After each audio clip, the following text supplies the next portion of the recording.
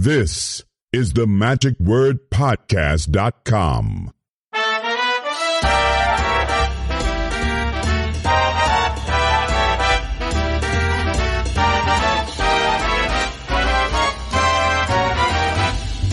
Hello, this is Scott Wells for the magicwordpodcast.com. We are on the road again, and we are heading towards Waco. Well, we're in Waco, Texas right now, and on our way to Dallas. Just left Georgetown, Texas, which is north of Austin, just about an hour or so ago. Stopped at Buc-ee's, got some refreshments, ready to go. Having a very beautiful drive with not a cloud in the sky. Should be a great convention. I'm looking forward to seeing the Magistrorum. This is my first one of these particular conventions. It's billed as a bizarre and mentalism convention, with the guest of honor being Jeff McBride. Also, one of the other people performing is going to be Paul Draper, both of whom I've not seen for quite some time, and looking forward really to seeing them. There are a lot of other really great guys who are the usual suspects, I guess, from the lineup at other kinds of these storytelling conventions, like at Poe's and elsewhere, like with Terry Tyson and some others. So I'm looking forward again to seeing a lot of my good friends at this convention.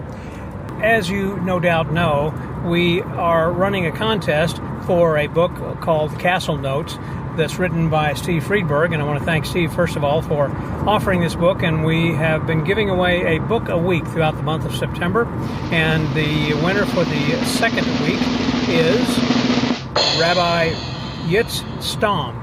Congratulations, Yitz. I hope you enjoy the book. It should be coming out to you soon. And I also want to remind everybody that we have 2 more books to give out before the end of the month. So if you have not yet signed up for or registered or entered the contest, go to themagicwordpodcast.com. There should be an entry form there where you just put in your name and email address. And if you have already entered, there's no sense putting in your name again, because we are including everybody back to day one who had entered the contest. So we've got about 40 people or so who have entered the contest already, and so hopefully it'll be about another 20 or 30 who might enter the contest here this week. So I just want to remind everybody, if you've not taken advantage of that, please do. Again, go to themagicwordpodcast.com and enter the contest there, and good luck. And again, congratulations to Rabbi Stom. I know it's going to be a great book that you will enjoy. So, moving forward, by the way, going to this as my first Magistrorum convention. Should be a lot of fun and a little bit different. While there, I am planning on talking with Jeff McBride for an upcoming episode. I don't usually tell you what I've got coming up, but in this case, I'm just too excited about this. I've been trying to get together with Jeff for a very long time, but our schedules have conflicted, and I'm now going to record something and then post his as the milestone episode number 950, which is amazing to me that we're getting so close to 1,000 already. So this will be episode 950, and so it will feature Jeff McBride. Every 50 episodes, I like to have someone who is perhaps better known in the worldwide global magic community. That was kind of redundant. In the global magic community.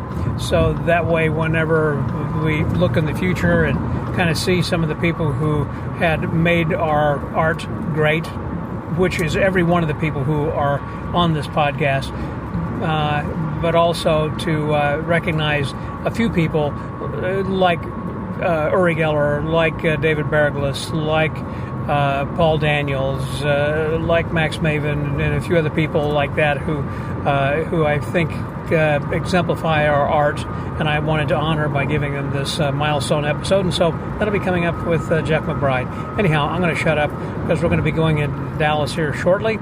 As I said, stopped to begin with to get something, and I don't have any Dunkin' Donuts anywhere around or near me, unfortunately, in the Georgetown area, but they do have kolaches. And I don't know if you know what a kolache is. I remember when I had introduced that to Harriet Jacobson, that Harriet had never heard of a kolache before, but basically it is a baked good. That is, you've got ham and eggs, or sausage patty and scrambled eggs, wrapped in a delicious baked pastry dough, basically a bread dough of some sort, kind of a sweet bread like a Hawaiian bread or something, and they're delicious. So I got one of those, got one with ham and cheese, and then I got another one with scrambled eggs and sausage patty, and a cup of coffee, and I have already consumed them and stopped at Buc-ee's along the way to let some of it out. Anyhow, I'm on my way. Things are looking great, and blue skies are above me. So, be there shortly. So, until we get there on the other side, this is Scotty out.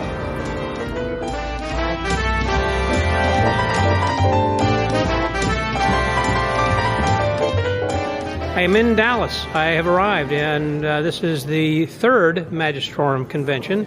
Andrew DeRuiter and Susan put this on the last few years, and this is my first one. And I thought I would talk with someone who has been here before, and that's George Ferrin, and he's local here in Dallas. And so you've got some other conventions that are some of your favorites that also happen to be in Dallas. So hello, George. How are you? Oh, doing great. Yourself? Fantastic. So this is your second, third, or you've come for all of them? Or? This is my second Magistrorum. Last year was unique. I had an incredibly good time. It's way different than a lot of the conventions you go to. How so? Multitude of ways. First off, there's a lot of storytelling, and some of that sometimes I'm not totally interested in, but I love getting the vast difference of magic and what's available. And then you have other acts that are just incredibly insane. Last year, for instance, to start off, Andrew was asking questions, and they had someone tied up in a cloth, and every time they'd chop off a finger of his if they got it wrong, and then they'd wipe the blood on the cloth, and it was like, this is weird. So there's a lot of fun stuff. And then last year we had Bernardo from Argentina. Yeah, from Brazil. Yeah, from Brazil. And we had a great time.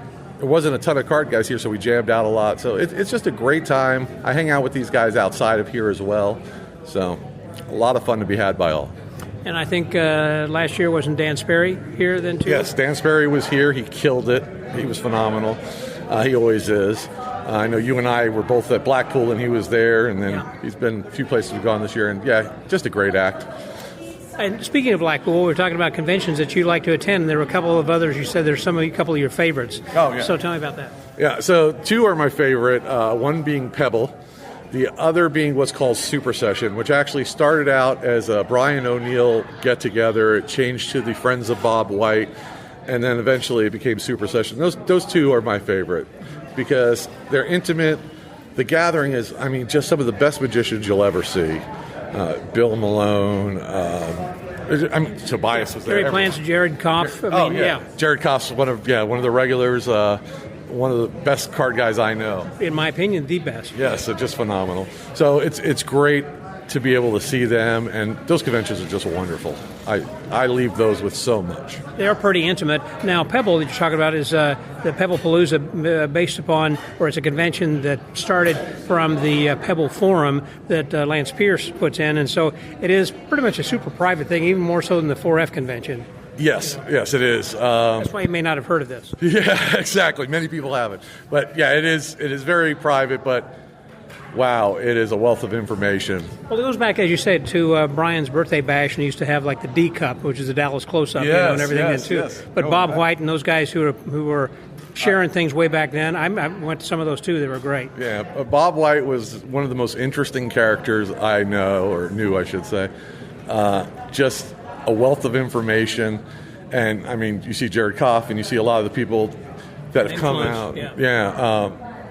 There's just so many. It's just great stuff. Matter of fact, I'm now looking at the egg bag routine on his video and redoing it. It's just great stuff. Yeah, I would think that maybe Johnny Thompson might have taken some tips from Bob even.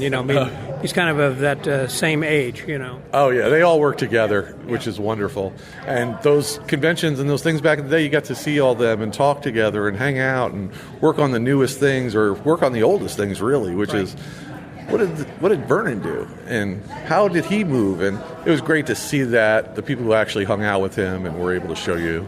So what is it about this particular convention, if you're really more into close-up as far as bizarre and mentalism goes? This is a unique convention in so many. This is the only one of its kind. Yeah. So I used to perform magic for a living at a pretty high level. I did trade shows around the world for the .coms back in the day, and I ended up hating it. I ended up hating doing it for a living. Most money I ever made, but I hated it. And when I left it, and I started doing magic again for myself, I found out I kind of like doing blue magic, to be honest. So I do a lot of blue magic now, and some dirty magic and funny things. I do an egg bag, but it looks like I'm using an illegal substance, so like it's a bag of flour, but it's something else. Well, where do you do these? I mean, for corporations then? Or No. So I didn't care about money. I didn't care about money anymore, so I literally do it for magic conventions and magicians, and now I know people all over just from when they see me, they'll name the trick. Matter of fact, at Magic Live this year, I walked into the bar and everyone was doing a trick I'm well known for.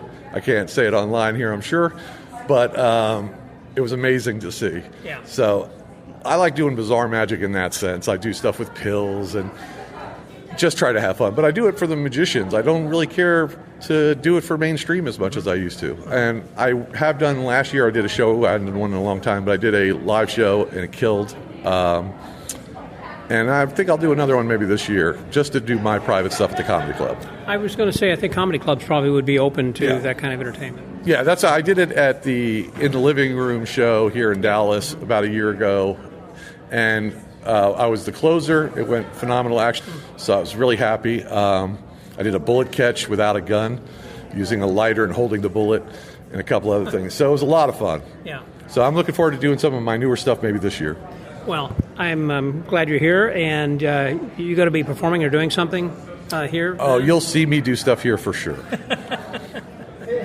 Well, that's one of the things I heard Andrew talking about as he was welcoming us, is how that you were going to be welcome, anybody is welcome to perform. He's kind of has this as an open forum in some of the things. Yeah. So he has an actual couple of personal get-togethers. There's a Zoom call every week for the Bazaar, but also he invites a few friends over to his house once a month for food and everything, and we film us performing for the whole group. So every month we perform tricks for everybody. Oh, that's interesting. And it's a lot of fun, the community. Yeah. Well, I'm looking forward to this. I said I haven't attended before, but you're going to have fun. Yeah, I know some of the people who are here. It's a different group than what are usually attending the mainstream conventions. For sure. So, this is not the people you're going to see at the mainstream. And, it's sometimes some things aren't for everyone, but I'll tell you, when you add variety to magic and your knowledge, go to clown, go to improv classes, do everything, because it's really the entertainment in the magic. It's not the trick. The trick's just a trick. Right. And when you can perform and entertain and bring a crowd together, make them forget about their day, that's what it's all about. So learn these different things. Yeah, expand your horizons and kind of go outside whatever might be some of your comfort zone. When I was talking to Hare Allen in the dealer's room, which, by the way, there's a guy who's just a general magic dealer, but he said, Scott, have you ever been to this convention before? And I said, no, I haven't. He said, did you look at some of the dealers around here? He said, there's like taxidermy, there's stuffed dolls over there. He said, this is just the weirdest kind of conglomeration of stuff I've never seen before. Oh, yeah, they're going to do readings of your palms. You're going to have readings of your auras here and photos of them. There's a lot of that, I don't know, what would you call it, a side group of magic or a binge, or not a binge, I can't think of the word, but yeah, it's just off to the side, a little of that weird stuff that you hear about the psychics and stuff, that's all here. Yeah, well, I'm looking forward. You got me very excited. I hope the listeners are excited too. It's going to be a nice little fun time. George, thanks very much. Lord George. Lord George. Lord George, okay. So for the Magic Word Podcast, that was Lord George. Scotty out.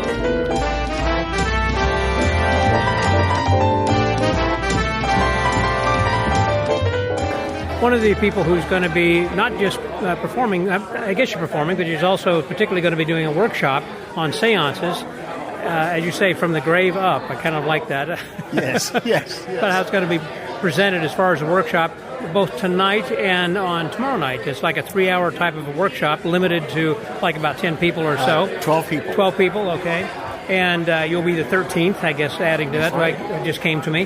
So I'm slow, but I got it. And so this is my friend who if you have not met before nor seen, then perhaps you need to attend more of these kinds of conventions, like Poe's Conference or the East Coast Symposium or other kinds of cool things like this. But here he is. Anyhow, Terry Tyson. Hi, Terry. Hi, Scott. So good to see you. And you as well. So surprised to see you, and makes my day. Well, this is kind of my hood, you know. I kind of live in the general area. That's true. About a 2.5-hour drive away, so not so far. You're more of the East Coast kind of a guy. Yes, well, my wife and I moved from Southern California recently, about 2 years ago, to Greenville, South Carolina. Right. And we love it. We just fell in love with the area. I was about to say, why Greenville? I mean, when you had the whole country. My wife had asked me that, too. If the world is your oyster, Scott, where would you live? I mean, if you could live in, Paris or wherever, where would it be? So why did you choose Greenville? Well, 2 years ago, we came to visit friends, 2 sets of friends that live in Greenville. And while we were walking around, we just fell in love with the place and the people. Yeah. And we had not, or especially me, had not explored the East Coast much. And I thought, this is a great opportunity to explore the East Coast. A lot of our friends live out here. A lot of my magic brethren and sisters live in the area. So it's like it was a natural. And we got a wonderful home. And it's a beautiful area out there. How far are you from Asheville? Or about an hour at the most. That's a beautiful place. Oh, it's outstanding. Yeah. And I just came from Myrtle Beach, at Magic of the Beach, and so it's a nice area and lovely people, so hospitable. Yep. Everybody's just nice to the nth degree. And then in a couple of months I'll be going to Charlotte for Tricks Convention, which is another great convention. I mean, I like the area. It's beautiful out there. I can see why you did that. I was fortunate enough to present at Tricks last year. We're not going to be there this year. We're going to be traveling again. So about a week after Magistrorum, we'll be in the Eastern Europe. Okay. And we're starting out in Vienna, and we'll end up in Transylvania at the end. Now, I'm anxious to talk with you about this after you return because I'm planning a trip also. In fact, I mentioned this on the podcast last week that I'm putting together a tour because next year is going to be the 100th anniversary of Houdini's death. In Budapest, there's a museum that David Merlini has. Yep. And so I'm putting together a trip in which we'll be going to Romania and Transylvania for a few days, ending up then at the Houdini Festival through October 31st. And then we're going to be getting on the Danube and then going from Budapest up to Vilshofen, Germany, I believe, in November. So it'll be a fun little trip. But I've heard Transylvania is supposed to be just outstanding. I have too, and even though they do focus a bit on the Dracula myth, they also focus in on the natural foods and the crafts and the culture there, which I'm anxious to learn about. By the way, just as a plug, I was mentioning the tour, so if anybody is interested in perhaps wanting to join us, send me an email, scott@themagicwordpodcast.com, and I can send you some details about that. It'll be coming up next year because we're going to need to start moving fairly quickly in order to get the best rates for the river cruise. You ought to think about going back again with us. That'd be great if you went. Maybe I should. Well, we're actually in November, a year from this year, so in 26. Yeah. So next year, Susan and I will be in Southeast Asia for 3 weeks, Greece for 2 weeks, and then I'm returning to the UK for about 3, almost 4 weeks. I'll be going back to Alakazam to do another Alakazam Academy with them, visit my friends that live there, Luch, and probably Germain will be there. I'll meet up with him. But this November, I'm headed back to California to be the keynote speaker at a conference that's being held at Disneyland, and I'm very excited about that. What are you going to be talking about? I'll be talking about the magic in leadership. Okay. I was curious because you have such a base of knowledge. You could talk about anything scholarly and hold everybody on the edge of their seats with anything that you have to talk about. Well, that's very kind. I appreciate that. But yeah, I'll be using actually a bit of magic and mentalism to illustrate message points. That's sort of what I do when I do my keynote addresses and workshops for the general public. And that's not uncommon for magicians to do that if they have a message that they want to share. Now, the workshop you're going to be doing, do you offer this anywhere else outside of magic conventions? This particular seance workshop you're speaking of, not presently. I have done shorter versions of this for East Coast Spirit Sessions in Myrtle Beach, like you were speaking about, but this is a 3-hour session on how to build a seance, like we said, from the grave up, as well as looking at existing seances that a participant may have, and then improving it, making notes, brainstorming with the 12 people in the session. It will contain a wonderful workbook, and I'll share it with you later. I'll show you the workbook that really you could use to create a workshop. Create a seance. And I'm very excited about the book that just came out. I've got limited number of copies. I'll probably, for this first edition, I'll probably revisit it in a year and redo it. But what's the name of the book, and is it available online? It's unavailable online. Eventually it will be. It's called the Seance Workbook. Okay. And it's about 130 pages with places to make your notes, as well as some old columns and articles that I've written in the past that I had permission to reprint to give more background to people who pick up the book and who participate in the workshop. Mm-hmm. So I'm very excited about it. It's a good book. I think now, it's a for good people resource. who might be interested in this course, I mean, if you're not here, you're not going to be able to attend this, and it's probably sold out already for tonight and tomorrow. Yes, it is. But are the people who will be attending, would there be people like me who have already done seances and want to go up another level, or are there people who just have an interest and they're thinking about doing a seance? Or it runs the spectrum. I've got a few performers there that have been doing them for years. They filled out a questionnaire before the workshop to tell me where they're at, and that way we can work from that. And then some guys have said, I've been wanting to do this ever since I was the first magician. And so the first question they have to answer, and I think that every person who wants to do seance answers this question, is why? Good question. Why are you doing this? What's the purpose of your seance? And there must be 40 different reasons, but you have to identify why. The other thing that I share with my participants in the workshop is that as magicians, we tend to put everything in it plus the kitchen sink. That's the truth. Yeah, they want to throw in effect after effect after effect. And I stress that, number one, silence is your friend. Yep. And pauses are important. Oh, pauses. And in fact, uncomfortably long pauses. It helps. It's your hidden assistant. It's your silent assistant to build tension and things. So my caveat in all of that is less is not more, but less is plenty. You can do a seance and just do one thing and have an effective, audience appreciative event for a seance. But we tend to want to throw everything in it. And it's like, we got to do 6 things. And one of the charges that I've got for people to think about is look at what you're doing and remove one thing. What would it be? And maybe one more thing. Does it still deliver your message? I like that. Yeah. And so I highly suggest that people who are just getting into seance, or even if you've been doing it for a while, for goodness sakes, look at cutting down your program to the bare essentials. Let the narrative and your presentation drive it. Right. And let the tension build, and again, answer the question why, and that will help direct of what you do. So, yeah. I think that's very important. And also, who are you? In other words, are you a medium? Are you a ghost hunter? Or are you just some interested party? Right. Yeah. And we'll answer that during the workshop as well. Yeah.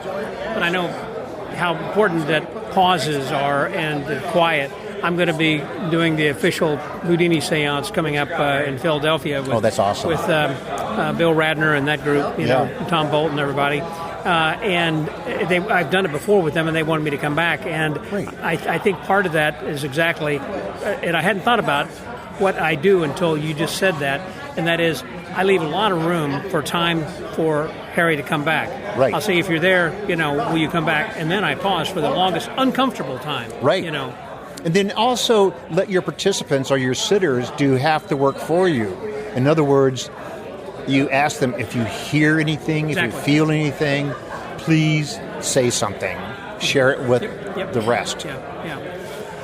We could do a whole lecture right here. We could, man. I love you, Jerry. Yeah, man, I love speaking too, talking to you. I tell you what, we got a lot of people and a lot of things are going to be going on this convention. Anything else you're looking forward to at this one?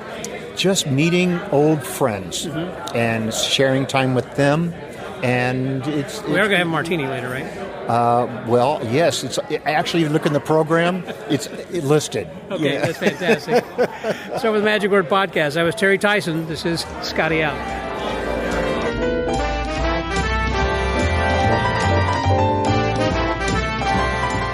First, let me explain, in the dealer's room here, there are, about a dozen, more than that, 15, 16, 17 dealers, I guess, and one of the perennial dealers of all Magic conventions. And you can't have a Magic convention without Harry Allen and Daytona Magic. There he is. Hey, Harry. Hey, Scotty. Thank you for saying that. It means a lot from you. Well, you mean a lot to so many people that you've got people started, you've kept them going, you have continued to feed them with some great magic and given them some good ideas. The shop was in business for how long before you sold it? 60 years. 60? Yep, 60. And you and Irv started it. Irv and I started. I was 9 years old, believe it or not, when I walked in his store. He only had started for 6 months. And then we grew it from nothing into a pretty premier shop, which is going still strong, but he was getting older, I'm getting older. And in life, you have to have an exit plan. Right. I got grandkids, so I want to spend a little time with them. But if you're into magic, I always say it, once it's in your blood, it's always in your blood. Right. So I'm still working remote on the phones, on the internet all day, really 7 days a week, believe it or not. And all the phone calls from the shop come to me. And then people at the shop, and then we have another remote office manager works from her home. So we're getting things done. We're streamlining more because we moved our store since in April. We moved it from downtown, a big showroom, into more of a warehouse and a smaller showroom. Because truth be told, this day and age, say about 90% or more of business is mail order, and we're shipping out about 30 packages a day. And all over the world. And when I was just in Europe a couple weeks ago, I was doing business over there, as well as some pleasure. That's part of the exit plan I was talking about, is to really enjoy life a little bit more, but yet still work it. Well, since you have sold that to somebody else, I guess they stay in the shop, and you're the one who still travels to the conventions. Pretty much so, right? Exactly right. Do you think he's going to eventually start traveling as you decide, hey, I'm going to stay home more? Yeah, I think he might. You know, it's funny, in life you have plans, and then you see how they work out, and you alter them accordingly. Mm-hmm. So it just happens to be working out really well at this point that way, where Wayne and I are working most of the conventions. Right. He's anchoring the shop right now. Well, I remember that Irv's daughter used to come quite a bit. What was her name? That's Becky. Becky. Yep, Becky's now in the medical field. She's got a lot less stress in her life because of not owning a business, or her dad owning the business, and so on. So, yeah, she's enjoying life as well. Good. We're still keeping very much in touch because they were like family. Of course. Yeah. Yeah. Now, as far as this convention, this is the first time you've been to Magistrorum, right? Yeah, first time. I can tell you, Susie, Andrew are just wonderful, wonderful people. Mm-hmm. And we're enjoying ourselves. It's a little off-center than what I'm used to in the Magic convention. You said that. I wanted you to explain exactly what you... Say that again, because you said, have you attended this before? But look at some of these people. Look at what they're selling. Go ahead. There's a taxidermist over there with a real deer's head and calf's feet. I've never been to a Magic that had that real taxidermy type stuff like that. A lot of Ouija boards type stuff. It's not a bad thing. It's just not... It's different. It's different, but different doesn't mean it's bad. I did bring mentalism, a lot more mentalism, some comedy magic. And so we knew kind of what it was going to be like, but not quite to this extent. But I think it's fun. I mean, it's different and fun. Yeah, it is different. A lot of things that are like... Yeah, that stuffed puppet or doll over there. It's kind of creepy-like, and dolls' heads, and they had Ouija boards, and I just can't explain everything that I'm seeing all around here. This is just... Yeah, and also, I think it's a little different clientele than what I've seen of the typical magician at a typical Magic convention, like an IBM convention. Yeah, it is different. You have the people that like to do seances and tarot reading, and then you got some of the magicians. It's a wide range of people. A lot of people wearing cloaks and flowing capes. And I'm just looking at right now as we're talking, she's got costumes that she's putting out on her booth there with cloaks and so on.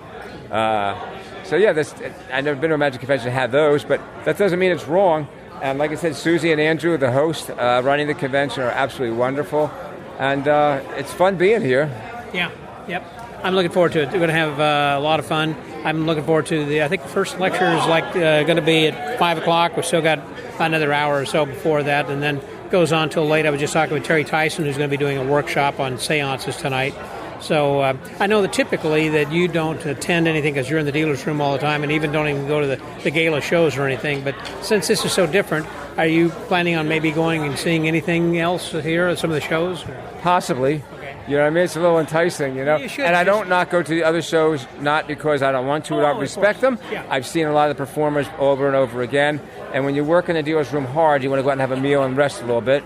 But I like Paul Draper's here. Jeff McBride's going to be here. So they got the magic names here that do that type of magic that they like here. Mm-hmm. Yeah. Yep. Looking forward to it. It's going to be a lot of fun. Harry, as always, good to see you, man. Hey, you're the best, my friend. Stay well. Thanks a lot. So for the Magic Word Podcast, that was Harry Allen at DaytonaMagic.com. Scotty out.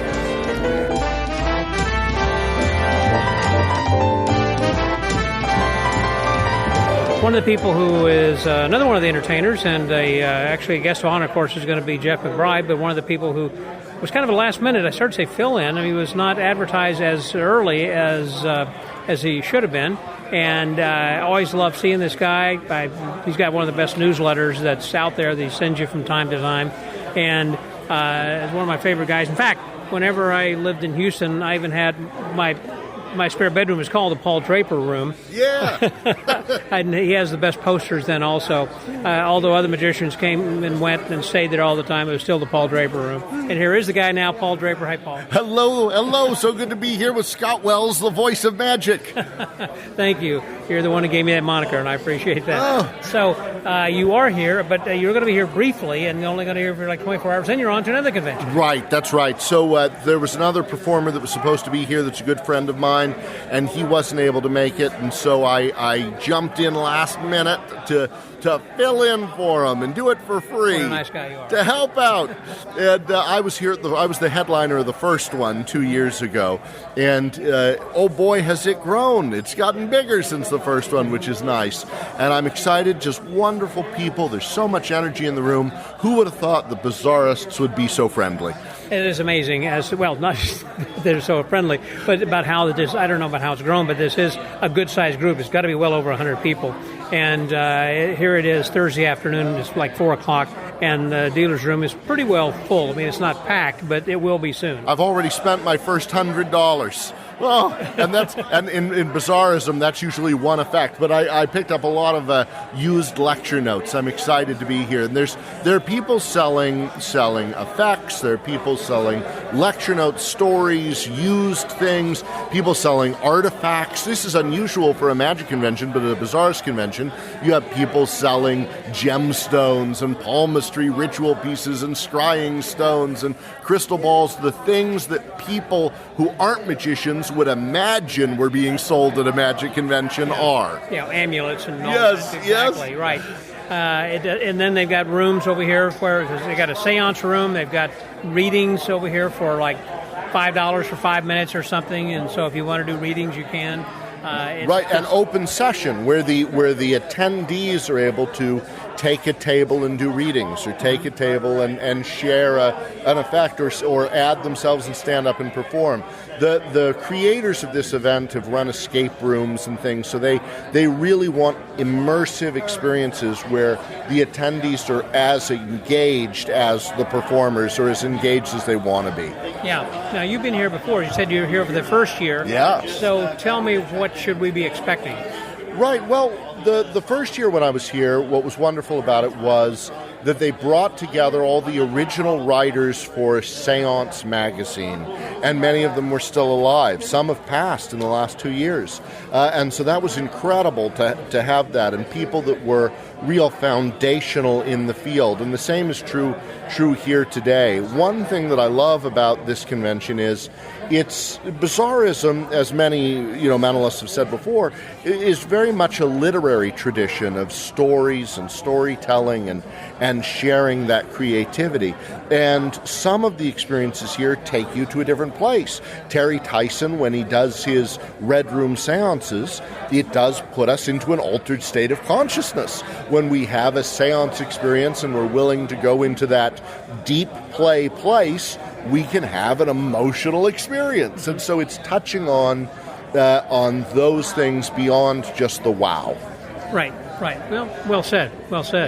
And so, again, you're going to be going on then to Dan Harlan's convention coming up here soon. Right, yes. What else you got planned to come up? Yeah, so Saturday I'll be at Dan Harlan's convention in Raleigh, North Carolina. Then right after that, I have a big corporate event for a insurance company. And then right after that, next weekend, I'm at Comic Convention interviewing the voice actors from Borderlands, which is owned by Randy Pitchford. Yeah.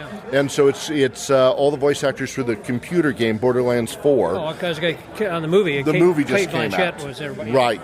I'm going to be interviewing the actress that played Tiana in Princess and the Frog. I'm going to share Chevy Chase is coming to be a part of my show. That's not announced yet, but I have a full show in a 5,000-seat ballroom next weekend at FanX Comic Convention. Wow. Now, is that the Granddaddy? Is that the Comic-Con? No, the Granddaddy is San Diego Comic-Con. Okay. Yeah, but this one, so there's some offshoots. Dragon Con, that's where like John Armstrong performs and Bonnie Gordon performs. I do the Fan X's. And so and I did one in Indiana and one in Salt Lake, and there's one in Florida, and there are 4 of them around the country. So there are a couple of these that bring in 70 or 80, 100,000 people per day. Wow. To see these celebrities. Right. So, and I've been doing it now for about 10 years, every year. My most popular one was interviewing Millie Bobby Brown, or I just was on Inside the NBA with Shaq and Charles Barkley. That was seen by 10 million people. Who would have thought? Do you prepare the questions, or do they give you something in advance? Or? All me. They just say, Paul, you have an hour with this person. And I meet them 5 minutes before we go on stage, and we have 5,000 people in the room, and away we go. So it's much like my podcast. It's just kind of the seat of your pants. That's Wherever the conversation takes you. But you have a deep knowledge of magic in the industry and the people you're relating to, and you have this rich history as a performer, as a manager, as all these things, and so you're able to bring that. And so I do too. Yeah. Wow. Good for you. That's fantastic. Because I'm sure people are thinking, how do I get that gig? Yeah. Well, in a few years, or actually quite a few years, after you've developed some experience. Here's the key thing when interviewing people from my perspective, is your job is to celebrate the person, is to help the audience celebrate the person that you're interviewing. And if you are passionate and love what they do and you're willing to celebrate them, people can feel that. Well, that's what I like about the guy. That did the Talking Dead show? He also is going to all these Comic Cons, and he's an MC. Hardwick is his last name. I can't remember his first name, but he also has a passion for this thing, and so you can tell that he's a fan of everybody he talks to. It's like he's giddy. Oh, yeah. When I just interviewed Danny Trejo recently. I interviewed the woman who played Belle in the cartoon Disney Beauty and the Beast. Wow. I interviewed, Wayne Knight from Seinfeld and Jurassic Park in Indiana a couple weeks ago. And so, I get really excited about meeting these people and hearing their stories. Yeah. Well, it's always good seeing you, Paul. Great seeing you. So you're going to be performing tonight then? Or? Yes, I'm lecturing and doing a little performance tonight. It's going to be Q&A style. So I'm going to ask the audience, what do you want me to talk about? And that's what I'll talk about.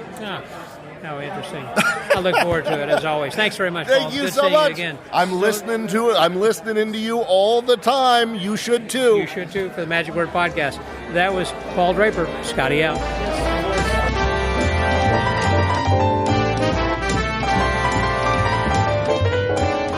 We're just starting the second day of the convention here on Friday, and this is, I'm in the dealer's room. You might hear a little bit of noise in the background, but we're going to be starting off shortly here with Bruce Chadwick, who's going to be kicking off the day.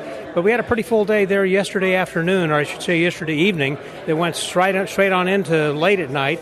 And but I'm here with me right now to talk a little bit about it is a friend of mine from San Antonio and also a dealer here in the dealer's room, Mr. Doug Gorman. Hello, Doug. How you doing? Good. I've done fantastic. Good seeing you then, too. Yeah. So, have you been coming to the Magistrorum for a few years? Since it started, yes. Okay. Yeah, been here every I'm not year. surprised because you go to all these kinds of things. The East Coast... East Coast Spirit Sessions, yeah. Pose and... I've been to Pose, too, yeah. But I go every year to East Coast and here. This has been a long-time passion of yours, kind of the bizarre side, and you've got a lot of... All these things you have are your own creations, really, that you're selling. That's right. I make almost all of it. There's some bottles here, obviously, I don't make, but I make all the cards and all the... And the routines, which are fantastic. Write the stories and create the effects, yeah. Well, now, you go back, of course, San Antonio is a hotbed, I think, really, of bizarre magic with Solomon being there. Oh, yeah, Ed was a huge inspiration to me. Ed Solomon and Eugene Berger. Did not know Eugene, met him a couple times, but did not know him well, but he still was a big inspiration to me. But Ed and I were pretty close. And he went by Nomalos, is that right? Denomalos, yeah. which is Ed Solomon spelled backwards. Yeah. And then later he was influenced Rolando Santos, who's got to be a good friend of yours too. Absolutely. Rolando and I get together occasionally and play with our toys in San Antonio. And Rolando has all of the rights to Ed's properties and routines. In fact, he wrote a book called Meaningful Conjuring, which is a compilation of all of Ed's columns in the Linking Ring for, I think, 13 or 14 years worth. It's a really good book. And speaking of Rolando, he was one of the performers, or speakers, I should say, then last evening. We had performers and speakers, and first of all, it started off with Susan Gerbic, who was married to Mark Edwards, who was a psychic. He had passed within the last year, I guess. A couple years ago. Okay. And was somebody who was very important, I guess, to this convention, too. Yes, he was. He was one of the mainstays right from the start. So. And he had his television show, is that right? Or what was it that he and Susan had done? I'm not sure. I think he was on TV a lot. I don't know if it was his own show or what. Well, Susan is one who debunks psychics, basically, now. And so that was what she was talking about and showing some TV clips where she had been on, where she had been debunking, or her YouTube channel where she had been debunking some people. Yeah. So kind of interesting. And then after that we had Richard Green, who is the modern conjurer. Richard Green is a friend of mine. We were on the same bill at East Coast Spirit Sessions one year, and so that was fun. That's where I actually met Richard. Did a beautiful job last night. He did about a 30-minute show, maybe 45-minute, I can't remember. I could have taken a lot more of that. I mean, his style, his delivery, his pitch, his tenor, his voice, and the story itself, I was so engaged. I mean, I was on the edge of my chair just listening to the story. It was amazing before he really got into any magic. I didn't care about the magic. It was kind of like I'm getting involved in this horror show story that he's telling. It was amazing. He did a fantastic job of putting it all together. He had 3 or 4 effects, but they all were linked. They have the common thread. Right. I'm going to be doing a show tomorrow morning, and I hope mine is like that. I've tried to make it right. Kind of linked together like that? Yeah. So that it's not just here's a trick, here's a trick, here's a trick. No, it's a story, if you will. Right. And I think that is what the audience would more appreciate. And I see that's what this conference is really about, as is Pose, from the standpoint of being storytelling. Yes. And the storytelling meaning you want to engage the audience so they have an emotional tie to it rather than, oh, that was pretty, or that was cute, or I was fooled. But it's not only all that, but it's like, that's an interesting story, and they'll remember because of the story. I love Rolando Santos has a terrific presentation, and in it he talks about rather than provoking a reaction, which is what most magicians are looking to do, Correct. You want to evoke an emotion, because emotions are much more memorable. Like you just said, people remember how you made them feel, and that's really what this whole bizarre thing is about. If I was going to make a recommendation based on what you just said right there, that'd be to go back and listen to the conversation that I had, an episode I did with Rolando, in which he went into detail about all of that, because he teaches his journalism students and people who would work for him at CNN basically to do just that. So you just don't tell the story and say, hey, there was a fire in Poughkeepsie last night. You want to say, little Johnny has no place to stay because there was a fire that destroyed his home and now he's homeless, or whatever. That's exactly right. You're evoking emotion. Yeah, the first time you provoke a reaction, oh, that was horrible. The second way, you evoke the emotion and you feel for little Johnny, and you remember that. Right.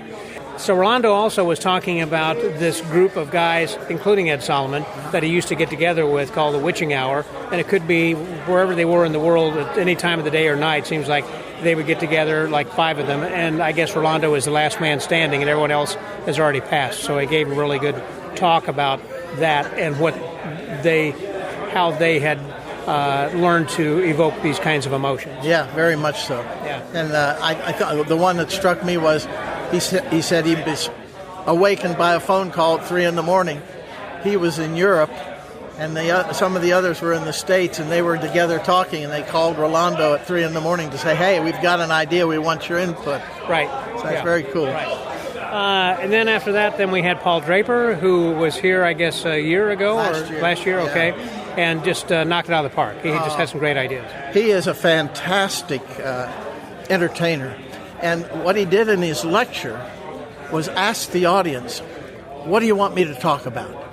And he solicited 8 or 10 things from the audience that people were interested in hearing him talk about, and then he talked about them. So the Great audience, detail and yes, scholarly. yes, so the audience actually created the lecture, and then Paul delivered it, and it was fantastic.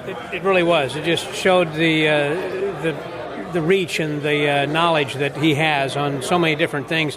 And then he gave one example then also of doing readings, not using tarot cards, but just using playing cards. And just kind of quickly off the cuff gave somebody a quick 5-minute reading and then kind of taught us how to do that too. Yeah, he's amazing. That's all I can say. He really is. He's very inspirational. And as you heard earlier in the podcast, when I chatted with him, he was actually filling in for someone who couldn't make it at the last minute, so it's kind of great that we got to see him.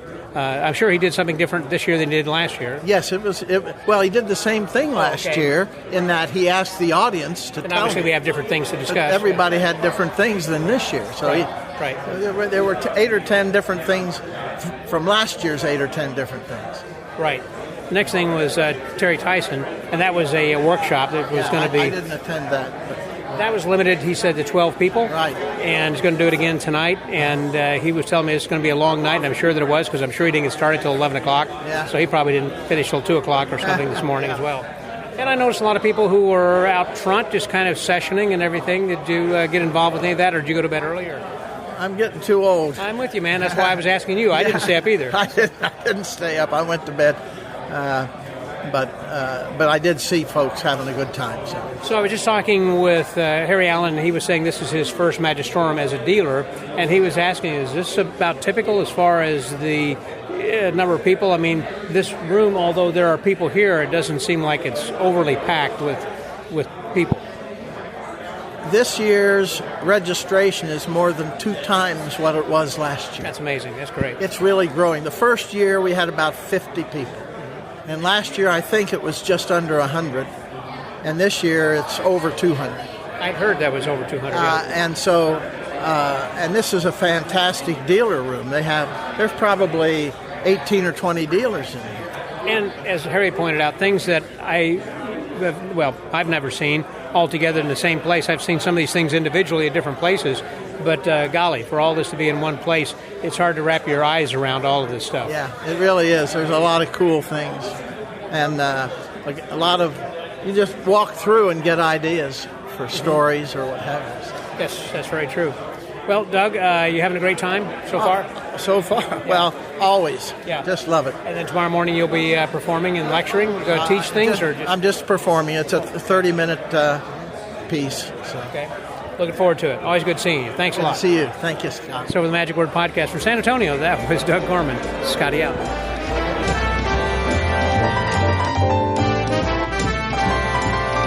I'm here with a person who has recently moved, I say recently, within the last few years, to Texas, actually, from Hawaii. And is this your first Magistrorum? It is. Okay, so like me, so his first Magistrorum, so we're going to be able to visit a little bit about that, see what he thinks. And we first met over at the TAOM just recently, and here he is, Hare Evison. Got it. Evison.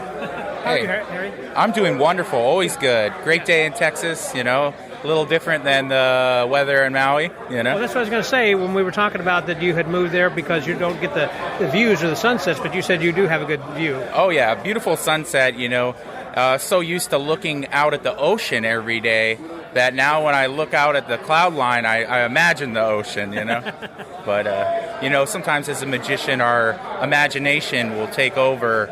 And if you give people too much of a puzzle, sometimes it's not the best, That's right. They might figure it out. Yeah. And they're inquisitive minds. I like to tell my spectators to just put their inquisitive mind on vacation for a little bit and let everyone enjoy the magic, Well, when we were just talking a moment ago over here, we were talking about whether that you like bizarre or storytelling magic, and you said this is the first one of these. What have you thought of the convention so far, yesterday, and everything that you've seen? I didn't make it yesterday. Today's first day. Okay. Yeah, so from what I can see, there is a colorful bunch of people here. I love that description.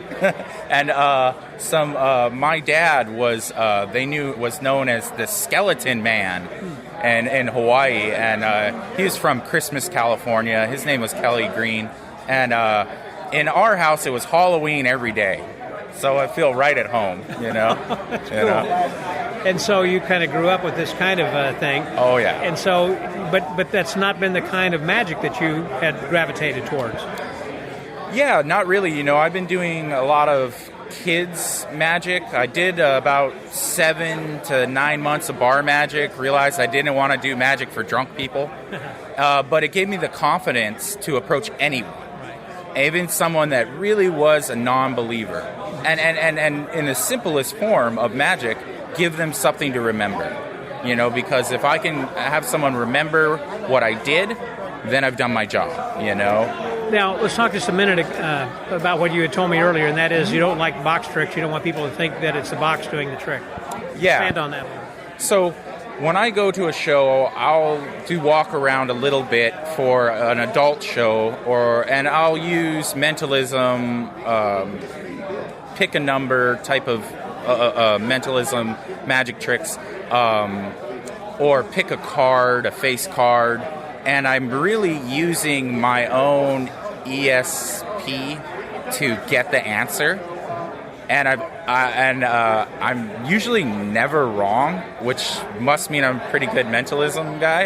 And what I do say if I get it wrong was that's the first time in 10 years I got it wrong, Yeah. And but yeah, I'm pretty good at it. So well, that's an important thing I think about mentalism, that you are walking a fine line. You're walking an edge where there is a possibility that something could go wrong. Of course, something could go wrong with any kind of magic trick, that the thread breaks or you get the wrong card or whatever. But in mentalism, more so, it depends upon what you say and how you say it and what you're creating in the minds of your audience. And you can take that and go in a different direction if you see it's not going the right way. In other words, you pick up on clues from your audience. Yeah, and a lot of the mentalism that I'll do, like in choosing a card, whether it's a face card or a number card, right. I'll give myself hints, kind of like the old psychics or something like that would tell people their future. They would get these subtle hints and then go into these comical gestures of knowing that if you had a brother, then you must have had an uncle or Right. So they use these clues like was it a red card, was it a high card, was it a low card, was it a dark card, was it your favorite card, those types of things. And just from the expression alone of in their eyes of what they say back to me, I'm able to read that expression and get my answer. Yeah. And I like to use mentalism in a way of have no favorite card, no perceived card. Don't think of the card until I snap my fingers. And then at that moment, when I'm looking at them in the eyes and I snap my finger, is when they choose their card. And I say, don't second guess yourself. Just go with the first card you choose. And 99% of the time, when I snap my finger, they choose that card. I can somehow visualize it in their expression. Yeah. And then I know it. That's amazing. And and I think sometimes with mentalism, people get caught up in these methods so much when you could use this simple self-taught method of just when people ask, how did you do it? They after I've chose their number, I can't believe it. How did you do it? I said, well, I could tell you, but, the first time the magic, I can't show you it again because if I did, the first time's magic, the second time it's educational, the third time it's $50. And then when I tell you the answer of how I did it, you're not going to like it. So you should maybe save your money. Yeah. And if they get to the point to where they give me the money, then I tell them, all right, well, I warned you, it was a guess. Yeah. But an educated guess from a magician that's done it for most of his life. That reminds me, a friend of mine, David McGee, who you know David by chance? I do not. He used to live here in Dallas. He moved some time ago, but is a very good mentalist. Worked with Johnny Thompson for a long time. They were great friends. Big fan. Anyhow, he has a similar kind of a thing that still I cannot do. I know what he's doing, but it's all just like what you're saying. It's kind of like reading people. Specifically, he'll have someone write down, think of a celebrity, whomever, doesn't matter. They write down their initials, and then you put it in a card. He gets a peek, and he can tell you who it is. Yeah. Just by their initials. Like, for an example, if I would say EP, would that mean anything to you? EP. Well, just because I don't want to have too much time to lay on the podcast. Okay. Elvis Presley. Okay. Yeah. Okay, but he would immediately say Elvis Presley. Yeah. But I mean, he wouldn't blurt it out. He would say, "Well, I'm getting something that this guy had lived some time ago. He's no longer passing. It is a male, and he was a singer and perhaps had gone into the military or had the movies career, and he was big in Vegas. And when I'm getting this song, and anyhow, he kind of builds it all up. But that is based upon and that is so strong when you can know the answer already and give them the clues that you want to know from them about the answer. Right. So then it kind of says you already know, but in a way that those subtle pauses, of letting them know, they're like, all right, he's got to know it, Right. But then you can also fish a little bit. If he's wrong, he can kind of go down a different direction with that as well. But the point of that, I guess, is keeping up with media and knowing what's happening in the zeitgeist, who is popular, who's big on television and politics and sports, because people could think of any kind of a celebrity in any one of these kinds of vocations. And you got to, with just two letters to know who that is. Yeah. As a singer or whomever, you got to know country and you got to know rap. I mean, you got to know a little bit of everything. That's playing Jeopardy and sometimes limiting your odds. Anyhow, it's kind of like what you were saying. I'm sorry, I kind of got off on a big track over here. But, that's important, I think, to kind of read your audience about what you're saying right there. Well, I hope you're having a good time. This is pretty cool. And like you said, you missed yesterday, but today's going to be full of a lot of really great Harry, you go by Hare, not Harry. Yeah, I go by Hare, but my stage name is Magical Hare, like the rabbit. Okay. So do you go Harey then? It's Hare. Okay. Like the rabbit, like the hare. Okay. Yeah. All right. Got it. Okay. All right. Thanks very much. Good seeing you. Scott. Okay. So the Magic Word Podcast. That's Hare Evison. Scotty out.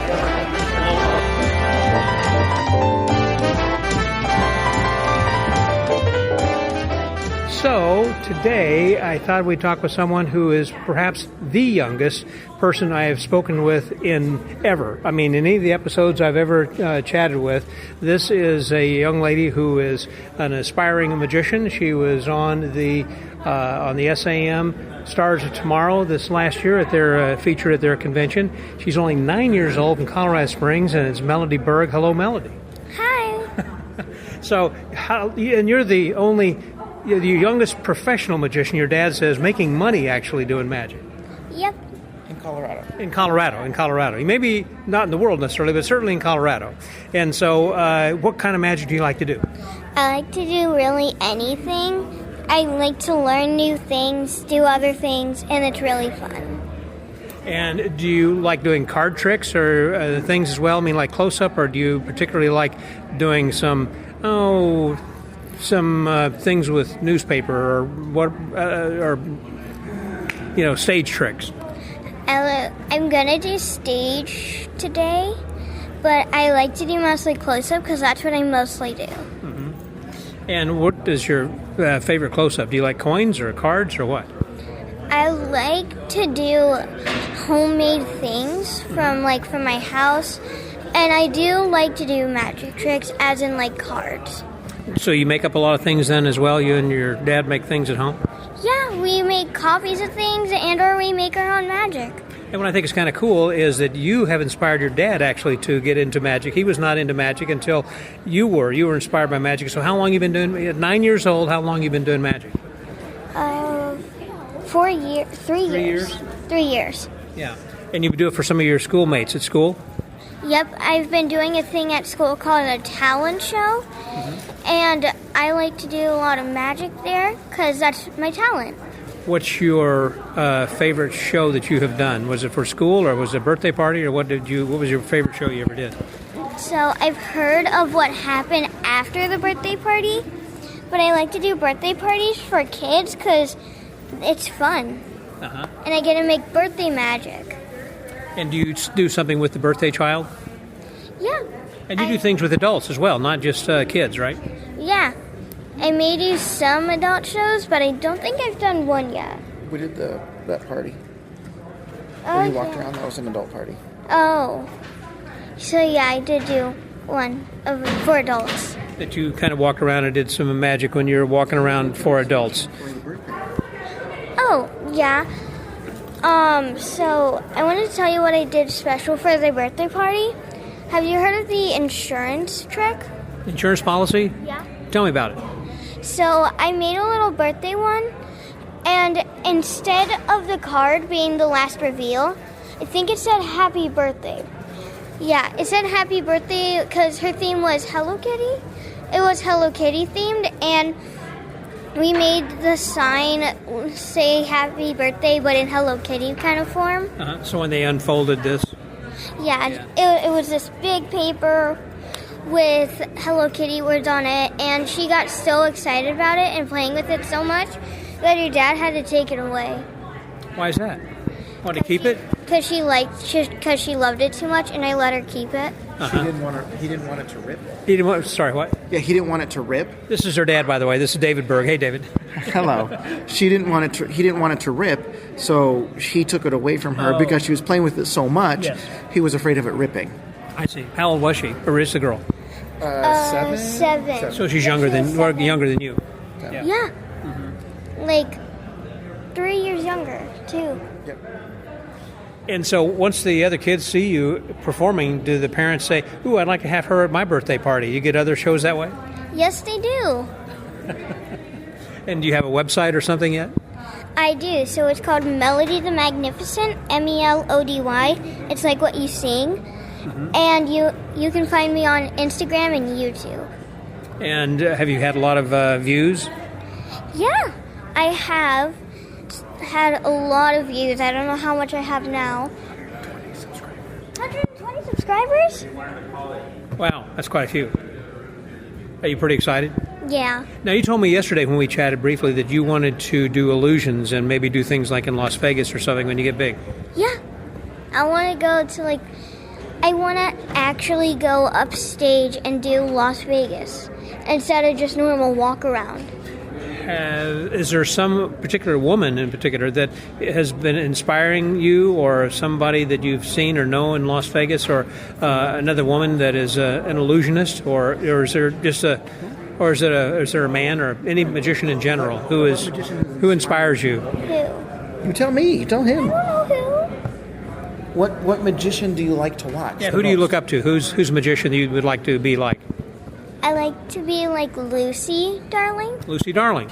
Love it. She's funny. She's funny. She is. And you've even got your hair kind of colored a little bit like hers today. Yeah, I dyed it.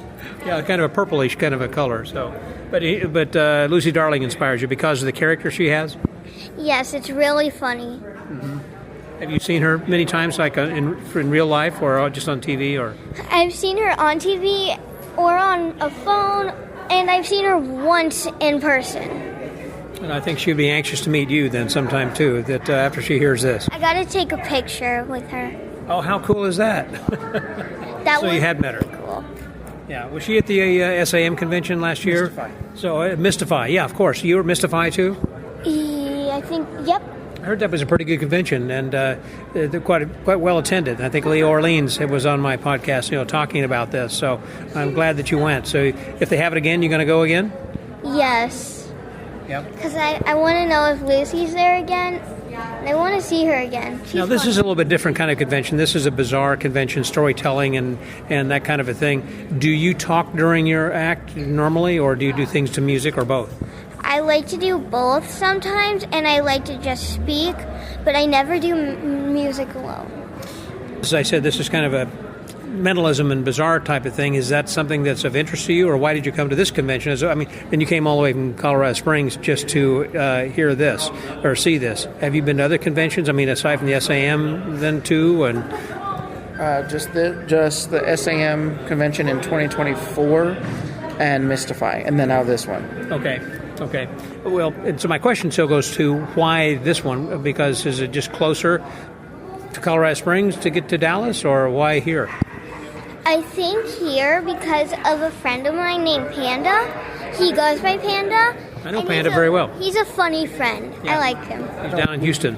We came here because Miss Susan saw you do some of your tricks, and some of her tricks are mentalism. Mm-hmm. So that's why we got invited, because Susan saw her, right, and was like, "Wow, that's amazing! Please come to this. You've got some good stuff." Right. So they invited her, and here we are. Well, that makes sense, certainly. Did you meet Panda at the SAM convention, I guess? Yes. Yeah. I know that he's very involved with the SAM then, too. So, well, Melody, congratulations on being on the show then here today, and also for where your career is going. And I look forward to seeing you on stage sometime in the future. Thank you. You're welcome. So for the Magic Word Podcast, that was Melody Berg. This is Scotty out.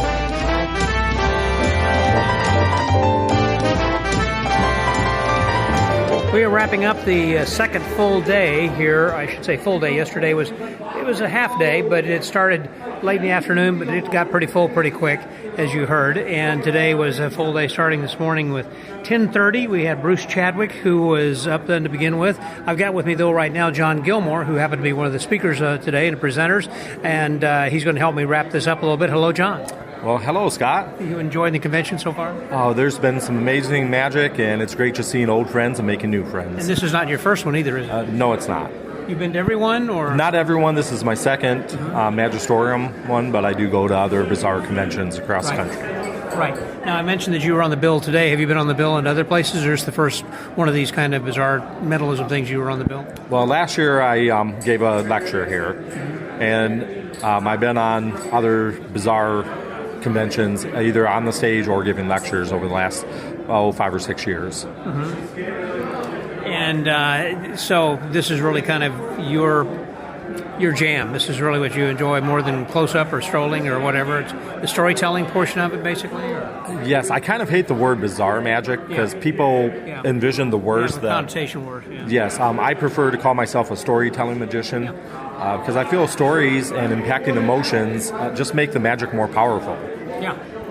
Yeah, I agree. And this morning we had to begin with, as I said, Bruce Chadwick, who was out of the chute, I think, at about 10:30 there. And I missed his lecture because I talked with him beforehand. I was in the dealer's room, and he said, I saw his lecture or dealer demo that he had given at the TAOM earlier this year. And he said, it's going to be kind of like that, except I'm not going to be demoing stuff so much as I'm talking about general magic. Did you hear the lecture, or what was it? Unfortunately, I missed that one because I was preparing for mine. For your own thing? Yes. Yeah. Okay, well, so that was kind of what I understand directly from Bruce to what that was about. So you kind of get a general idea that was it. Next, let's see who was up. You've got, was Daniel Gastelum. I'm not sure exactly how you pronounce that. What did you see his act? He was amazing. He was quick-witted, very entertaining. Very frenetic. Great magic, great stage presence. Mm-hmm. He commanded the audience. It was great. Everyone loved him. I think if you do a laughs per minute, he must have had about 20 laughs per minute. He was just bang, bang, bang. He was nonstop, off the cuff. I'm a little jealous. I wish I could do that. He was off the cuff. He was very much in the moment and listening to his audience and yes. everything. Too. Oh, yes. Everything was appropriate and responding to his audience. That's a true mark of a true pro. Yep. Very entertaining. And then we took lunch and then went back to the dealer's room, and then there was John Gilmore, and you were up. Talk a little bit about what you did. Okay, I did some of my storytelling magic. I like to infuse emotions and tell an overarching story.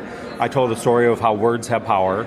I did a rope and block effect. I did Lincoln rings. I did a Kurutsu. I'm not sure if I'm pronouncing that right. Kurutsu. Yeah. Yes, and Max Maven's, and a few other effects that illustrated the power of words and basically just connecting people. And that was something, again, that was a different presentation, different style, so everybody kind of got a little bit different idea, I think, of another type of presentation. And then following you was another guy who had a completely different presentation, Jeff McBride, our guest of honor. Yes, I think he's going to make it in magic. I think he's got a career. He does. It was great being able to say I opened for him, but just watching a true master on stage and how he combined his storytelling with his magic is just phenomenal. It raises it to another level than just ta-da, producing a silk or disappearing a coin, and that's what I love about bizarre and storytelling magic. He is always very impressive, but in particular, he brought very little and made it play big. And I mean, of course, he was doing at the end his traditional card manipulation and card throwing and everything then as well. But the largest thing I think that he did was with his water bowl thing, which he's known for. Oh yes, his Rainmaker routine. Rainmaker, right? Just phenomenal. And again, everything he does includes a story, whether it's card manipulation or anything in it. That's what I love about it. It's so engaging and elevates it. And even 6-card repeat that was very entertaining. Yeah, I've never seen one like that. And the story behind it, just in awe. Yeah, that was that's why he was the guest of honor. I mean, the guy is a legend, certainly. And then we had Andreas Sebring following him. Oh, Andreas came from Sweden. I've seen him a couple times. Very innovative. With some of his mentalism that he does. He's a creator of magic, and the props and effects he sells are next to nothing I've seen. They're just totally different, and he has his own unique style. And he was teaching some of that. I thought that was an interesting combination. It seemed about a half hour of a performance, and everyone else to date there had been doing performances, and then he started lecturing. So, okay, so here's what I'm doing. And so he taught that, and he sells some of the stuff then, too. Yes. And it's nice seeing, well, he talked about his like insight on how he does mentalism, too, and it was nice seeing how he breaks down how much is oracle, how much is presentation, how much is every little part of it, and the importance he gives to each part of it. And with his, trickery was the lowest piece of the pie. It was everything else occupied much more prevalence, and it's neat seeing his mindset. Susan, who was one of the organizers with Andrew DeReader, had said we have over 200 people who are sold out here this year, and Andreas was the one who'd come the furthest, all the way from Sweden, which is, I mean, we got people across the U.S., from California to New York, but then we had people from across the sea who came. That was kind of cool. Yes. This is probably almost double the size of last year.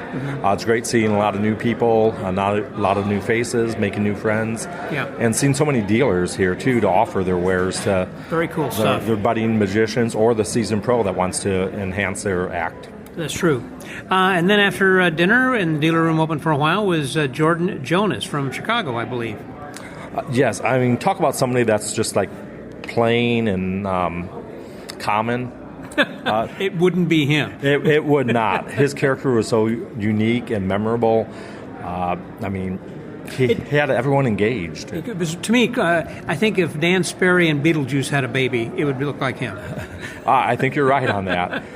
It kind of gives the same vibe a little bit, but in his own unique way. And some amazing magic, amazing engagement. And the stories. Yes.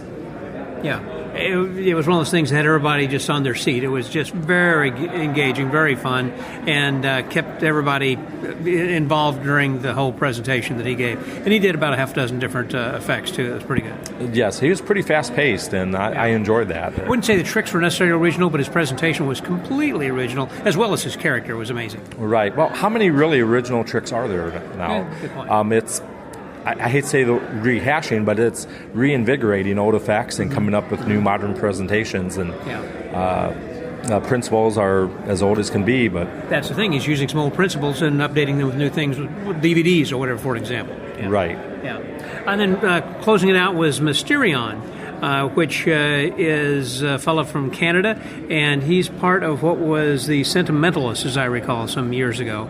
And he kind of looks like Elvis Presley a little bit, as far as his slick hair and his glasses and whatnot, and has a very engaging personality on stage. Yeah, there's a little bit of a nostalgic feeling with him, both with his look and his presentation. Again, very engaging. He did a lot of mentalism.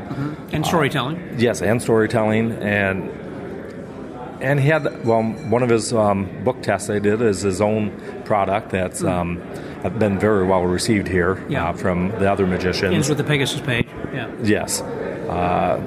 And I'm just amazed at seeing how everyone's take on magic and mentalism and bizarre and storytelling is different. I mean, you have people doing the same effect, but do a completely different story, and it's just as engaging. It's not like you're seeing the same thing. That's exactly right. Yeah, some people can do the same effect, but the presentation makes it so unique and so different. It's like, I may have seen that someplace, but in the back of your mind, but it's not, it's dissimilar because the presentations are so radically different. Yeah. I mean, I can just imagine some of these people, like, doing the sponge bunnies. Yeah. They're going to make it unique. They're going to make it their own, and it's going to be so memorable. And it's not like the little kids multiplying sponge bunnies. It's something more than that. Yeah, it's been a great convention and a lot of fun, and I know those of you who are hearing this and who haven't been at the Magistrorum before might want to try to come next year. We have reached a point, Susan was saying, where they really can't add any more people here. We've kind of reached the fire code maximums, I guess, so they may have to expand the room or find a new hotel. I don't know. The Marriott is really great. I think they could probably just expand the room, make more room for us, or maybe move the dealer's room, do something, because this is a wonderful venue, I believe, then also. But something I think people should put on their convention list to consider coming next year. I mean, it's in the center of the U.S., so it's easy to get into Dallas. I agree. They do a phenomenal job of organizing it, putting it together. From my standpoint, it seems like everything is running smoothly. I'm sure they have some hiccups on the back end, but for those of us attending, it seems to be going perfect, and we applaud them for putting this together for everyone. We still got another full day tomorrow and another half day on Sunday morning. Got a little bit more. So I'm going to, rather than posting tomorrow's, I'm going to add 3 and 4 days 3 and 4 together in a combined report. So I hope you guys enjoyed this report. John, thanks very much. Oh, thank you very much, Scott. I appreciate you not only performing, but also helping me do a wrap here for this evening. So for the Magic Word Podcast, that was John Gilmore. And until tomorrow, this is Scotty out.